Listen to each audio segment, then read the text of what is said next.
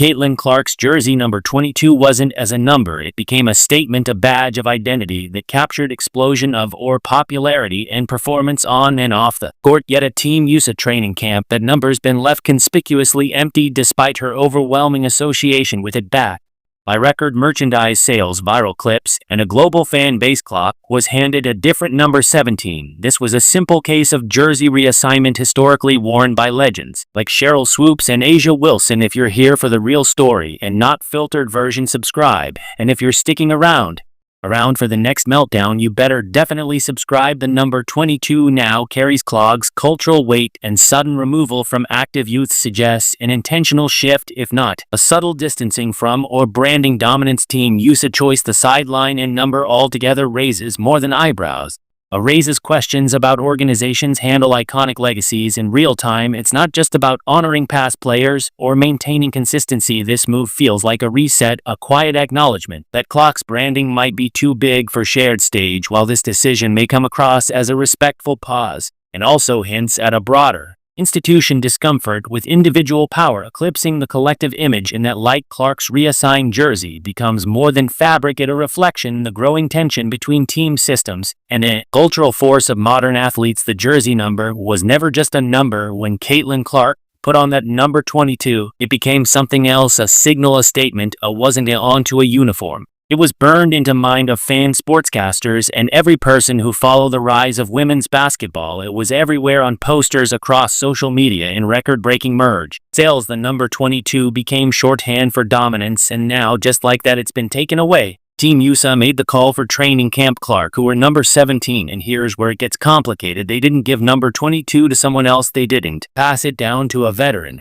or a legacy player. They left empty, untouched, like it had too much weight. Like they do want to deal with what it meant anymore. That wasn't as a change, it was a message. This wasn't about availability. Other players chose their numbers. The roster was flexible enough. But when it came to number 22, Team USA froze. It not retired officially, but quietly benched. It was a decision that didn't go unnoticed, not by fans, not by analysts, and certainly not by those who have been watching Clark transform from elite college athlete into a cultural icon. Because that's what she's become. Her jersey didn't just represent Iowa, it represented something much bigger. It became a symbol of what happens when talent, timing, and cultural resonance all collide.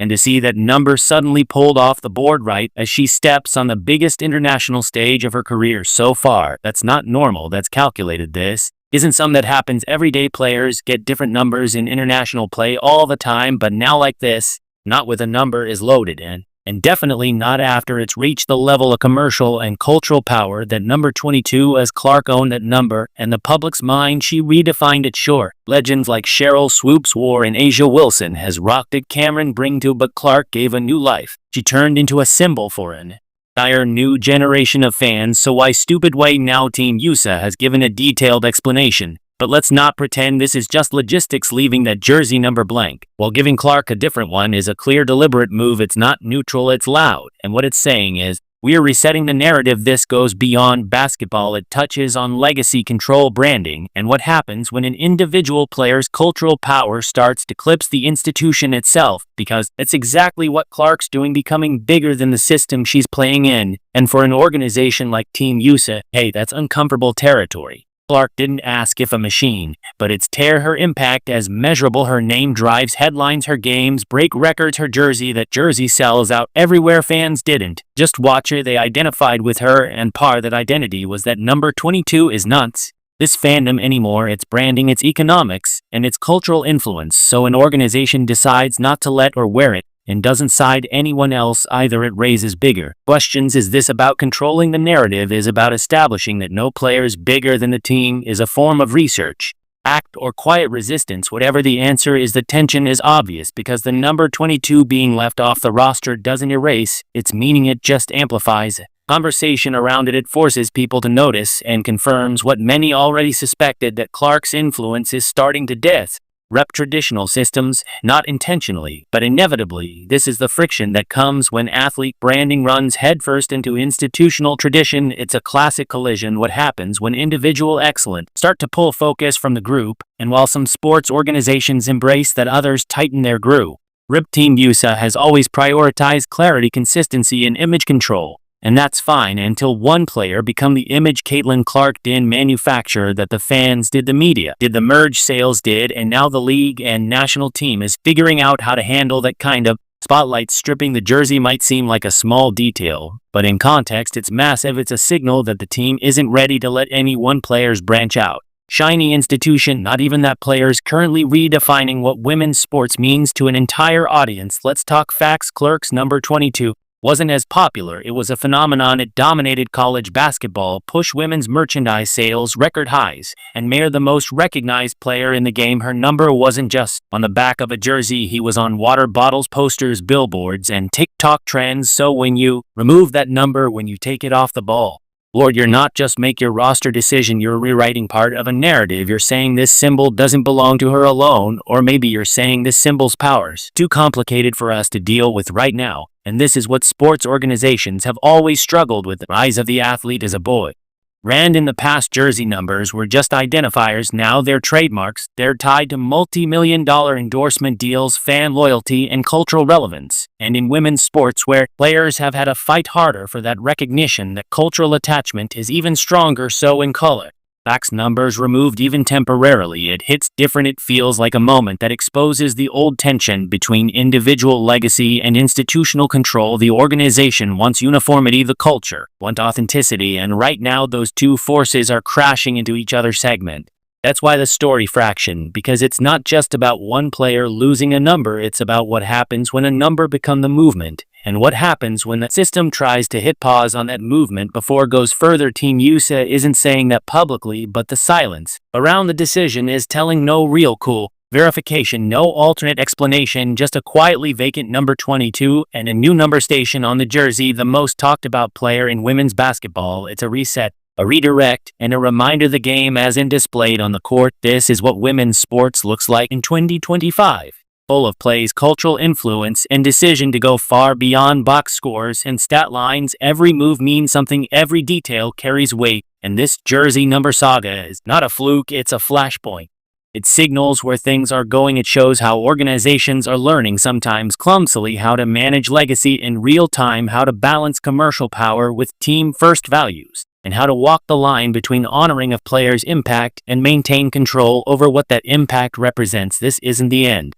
The story. Clark will continue to dominate. Her influence isn't going anywhere. The number 17 will now end of the public lexicon. But let's be honest, the millions of fans, she'll always be number 22, because that identity isn't just sewn into fabric, it's burned into the culture. So now, the question is how other organizations handle this kind of moment in future. Will they embrace the player brand dynamic, or try to manage it with institutional authority, where they create systems that respect legacy while still maintaining structure? Oh, we keep seeing quiet removals and soft reset. This is the growing pain of modern supports, where athlete influence and brand value meet old school policy. And in the middle of all that is Caitlin Clark, breaking records, pushing boundaries, and apparently even redefining what a jersey number can mean. Segment: would you take? Should Team USA have let Clark keep the number? Was as a subtle power your sign of respect? And how do you think it changes how we see player branding in the future like this? If you caught attention from the start, drop a comment with your read on the number switch, and subscribe for more of the stories that break the internet and the game. Because of a jersey number can spark as much conversation. You already know this is more than just basketball.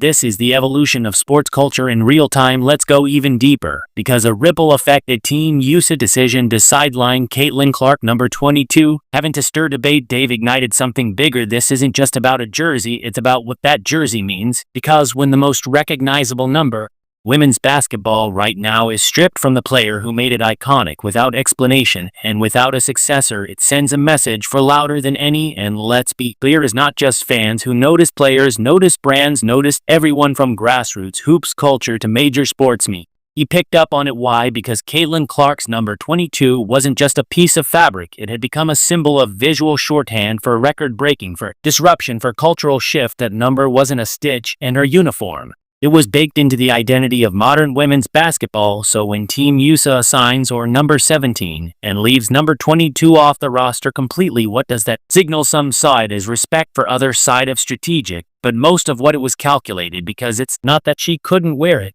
is that she wasn't allowed to, and instead of handing it to someone else, the number was quietly benched like aid to become too radioactive, too loaded, too powerful to pass along. This is what happens when institutional framework crash into modern athlete branding. Clark didn't make this difficult. The system made this difficult by not knowing how to handle someone whose name and number had taken on a life of their own in the past. This would have been swept under the rug. It's just a number, they'd say, focus on a game. But this isn't the past, this is 2025, where athlete culture, and where something as simple as number can spark global conversation. And let's not ignore what's really happening here. Clark's number was retired in practice, not officially, but effectively no one got it, not her, not a rookie. And that tells you one thing, the number isn't the problem, the association is segment.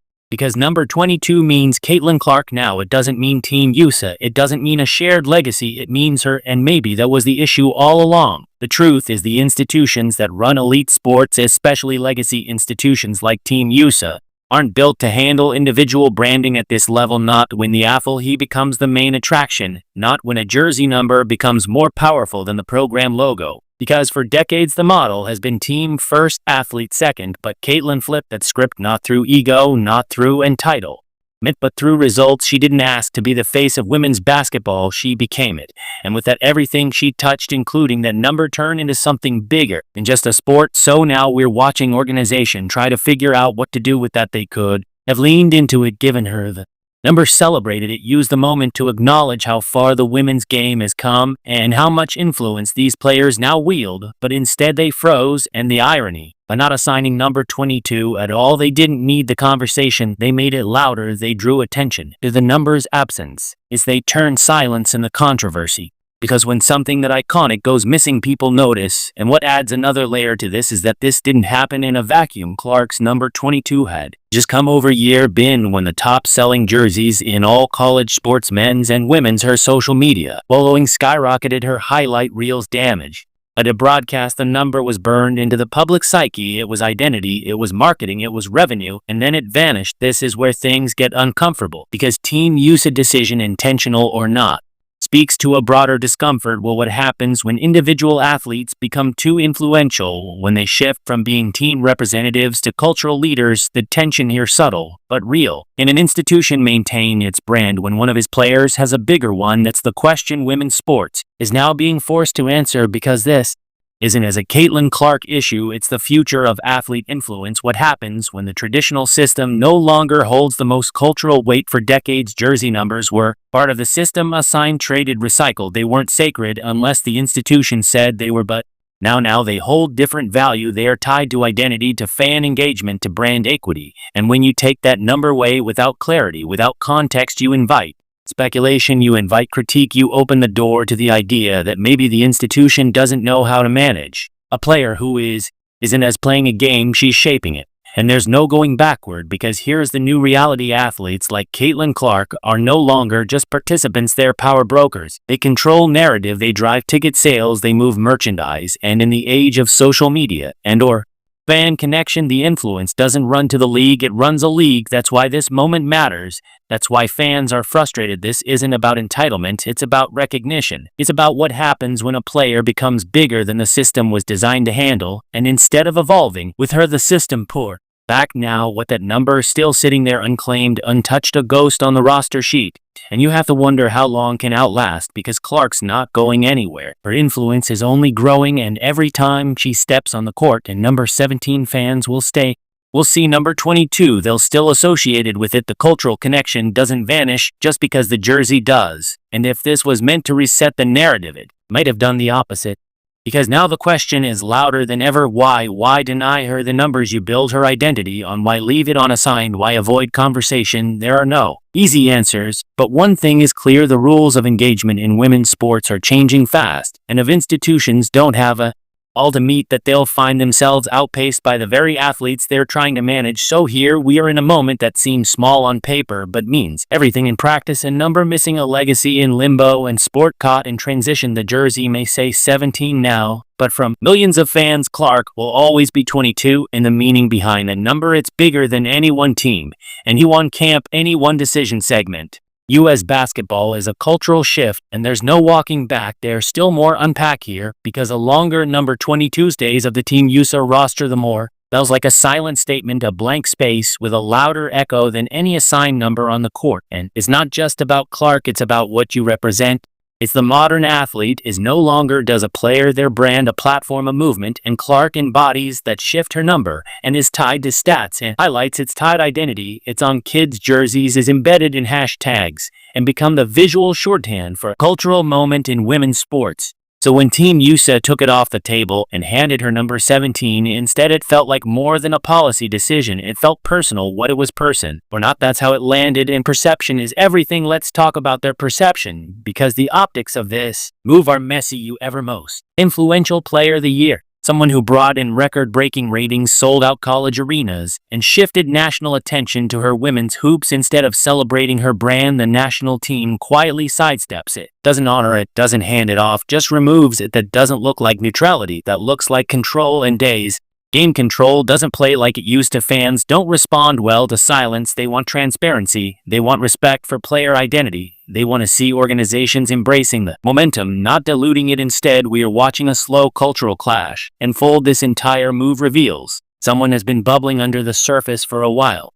The gap between how institutions view athlete legacy and how the culture views it, because while the organization might see jersey numbers as tool for roster management, the public sees them as emotional touch points. They're not just identifiers anymore, they're story segment, and Clark's story is one of impact, of transformation, of taking a number and making it mean something more. So when that number's removed, no press release, no official retirement, no explanation, fans are confused, they're offended. And maybe the most telling part of this entire controversy is how it has been addressed directly, not once, and by Team USA, not by officials, not even to usual corporate we respect or athletes filler. Nothing, because saying nothing, that is a statement that says the institution isn't prepared and navigate what it means when one player becomes a player. They've seen it happen in men's sports day. See what happens when jersey numbers like Jordan 23 will LeBron 6 become global icons. They build entire marketing strategies around that. But in women's sports, this kind of branding power is still new territory, and instead of embrace it,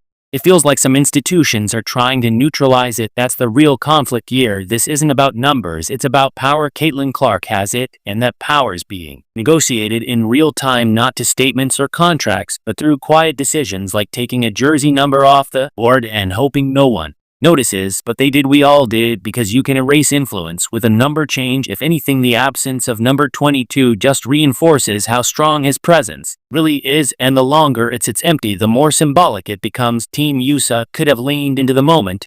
It could have used his training camp as a chance to bridge legacy and the future, to say yes, this number as a history, but it also is a present. And Clark is that present. Instead, they froze and number like it's too hot to handle, like acknowledging or impact too loudly might overshadow the system. But